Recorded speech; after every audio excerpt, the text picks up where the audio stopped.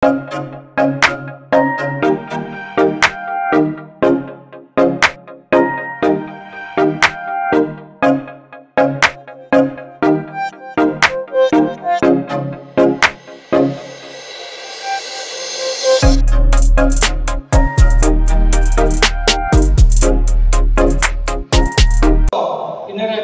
niya yung mas mataas na posisyon ni Shem. In the one case, tithes are received by mortal men. Sino po yung mga tinutukoy ng mortal men? Tayo po ba yun? Tayo pong lahat yun kasi mortal po tayo. Namamatay po tayo. So yung mga taong namamatay, sila po ang tumatanggap ng tithes. Kasi si Levi, si Abraham, si Melchizedek, lahat po yan namamatay. Kung si Melchizedek po ay theophany, then hindi po namamatay ang Diyos. Tama po ba? And since siya po ay si Shem, tao po siya, hindi po siya yung theophany or Christophany, hindi po siya yung pagpapahiwatig ng Panginoon. He is Shem, taong namamatay. Kung tayo daw, ay nire-receive natin yung tithes, and then it says here, in another case, by one of whom it is testified that he lives. The one might even say that he by himself who received tithes, paid tithes through Abraham. Parang bumalik po tayo. No? Anyway, ang point ko po may sinabi ron na tungkol sa hindi lang tinanggap ng mga taong namamatay, kundi one who is on high receive tithes. In other words, when we give our tithes, ay hindi lamang natin binibigay doon sa mga nangangasiwa. Kasi yun ang prinsipyo ng pagbibigay sa Mosaic Law para magtaguyod yung church. Kasi yung mga priest, yung mga Levi, Levitical priest, wala na pong hanap buhay yun Kasi magsisilbi na sila sa church para po magpatuloy yung church. Since wala na po silang hanap buhay, paano sila kakain? Paano sila mabubuhay? So yun po yung principle behind giving tithes in the Levitical law. And anyway, ituloy lang po natin. Pero, bagaman yun ang principle ng tithes, nang bibigay tayo sa pagpapatuloy ng physical church dito po sa mundong ito, ay sinasabi rin po rito, by one of whom it is testified that he lives. Sino yung nagtestify that he lives? This is Jesus Christ. Dito pa lang, in other words, sinasabi, when we give to the church, we are in a way giving to Christ Himself. The one who lives.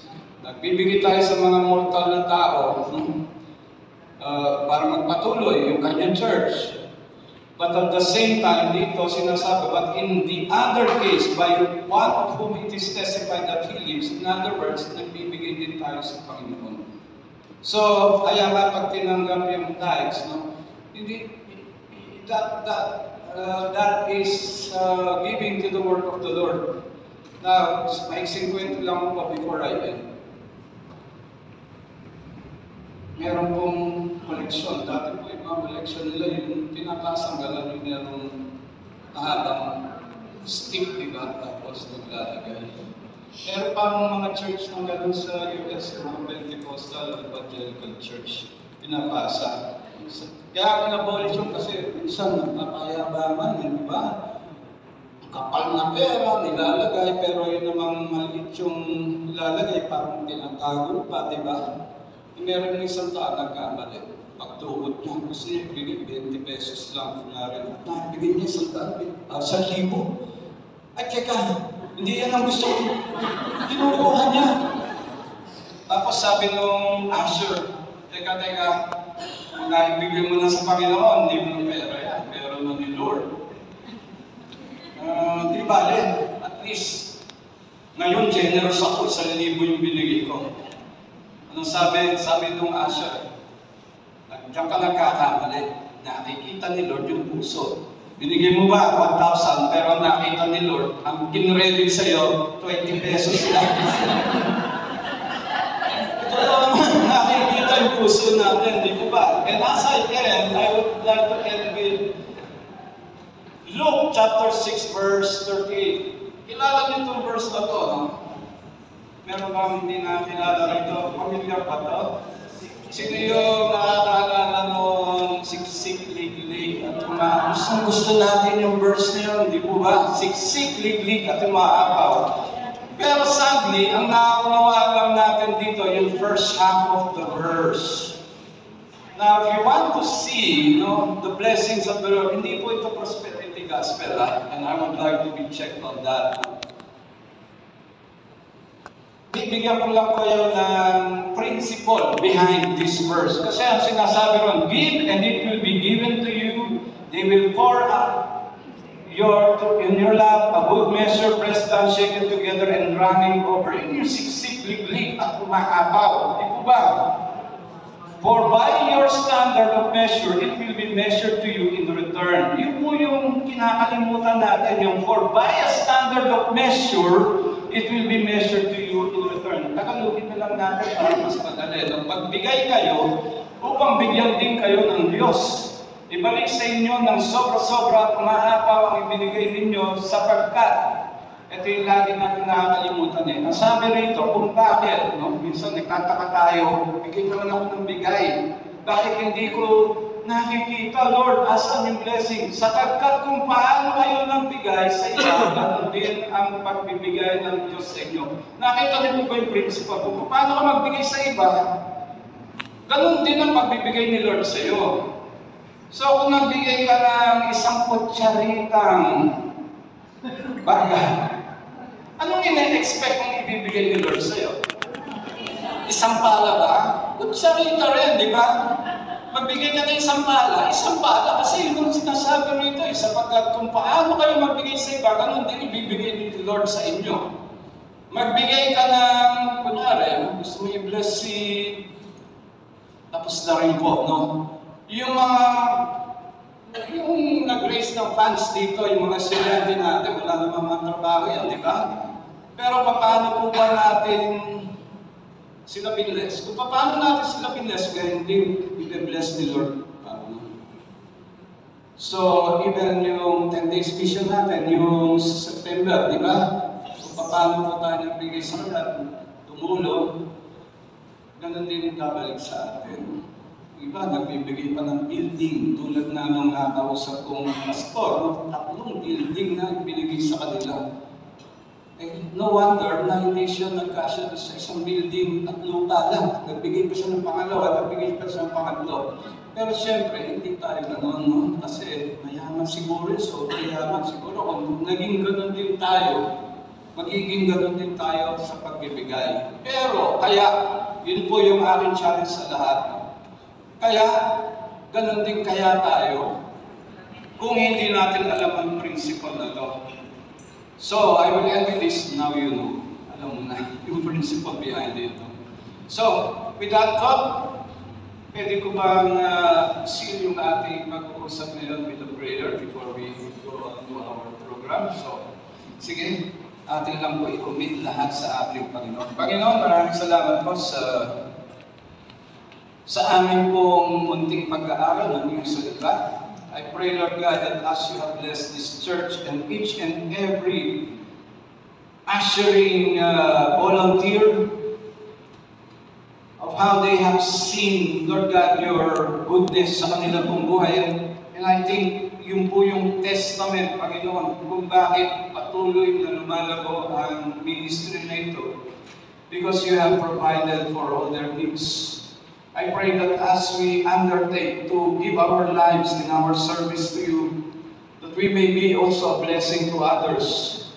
That it will testify, Lord God, kung paano ka naging blessing sa amin at kung paano sila pinrosper. And therefore, that is what I speak to everyone here listening, that the Lord may the Lord bless you, may the Lord bless the works of your hands, na magkaroon po kayo ng multiplication ng lahat ng inyong ginagawa o lahat ng pupuntahan ng inyong mga serbisyo and even your finances, even your servitude, yung pagsisilbi po ninyo. Dahil alam namin, Panginoon, ang amin pong pag-worship sa inyo ay hindi lamang po nasusukat in terms of finances, but also in terms of what we can offer to you, and that is our lives. May you use everyone richly, Lord God, and provide for all their needs. Kung meron man po sa kanila na meron pong pangangailangan, be it pangangailangan physical, sa kanila pong kalusugan, financial, or even pangangailangan when it comes to their businesses, their education, o sa kanilang pamilya, Lord God, may you provide for that, Lord. And as we apply these learnings that we have heard this afternoon, that you may be glorified sa aming pong buhay. Again, salamat po, Panginoon. We give back all the glory, all the honor to you. This is our prayer in Jesus' name. Amen. Thank you so much po, Pastor Dennis. Yan, nakaka-bless po ang inyong share. Yung isa po sa mga na-realize ko rin with your sharing, kumbaga yung generosity natin to the next, hanggang apo sa talangkakan, yung maliit na upo, diba? Yung makikinabang with our obedience, in giving our tithes and offering. Naalala ko rin po nung first time ko magtrabaho, excited ako maglagay ng tithes and offering, kinikilig pa ako. Sana po, ganun din tayo, no? Whenever we have received blessing from the Lord, inuuna po natin yung Panginoon. Hindi po dahil sa kakayahan natin, pero si Lord po talaga yung nagbigay noon sa atin. At ibabalik po yun sa ating ligan, siksik, higlig, at umaapaw. So thank you po, Pastor Dennis. Ayan, let's continue po with our ushering. So, gagawin lang po natin ngayon. Sige po dito yung mga naka-attend ng BMT, Basic Ministry Training. Ayan. Sino na lang po yung hindi pa naka-attend ng Basic Ministry Training? Alright, so may dalawa po tayo. Yung po sa i-discuss ko, na-discuss na po natin ito sa Basic Ministry Training, pero konting lang din po, pag-recap para po maalala natin.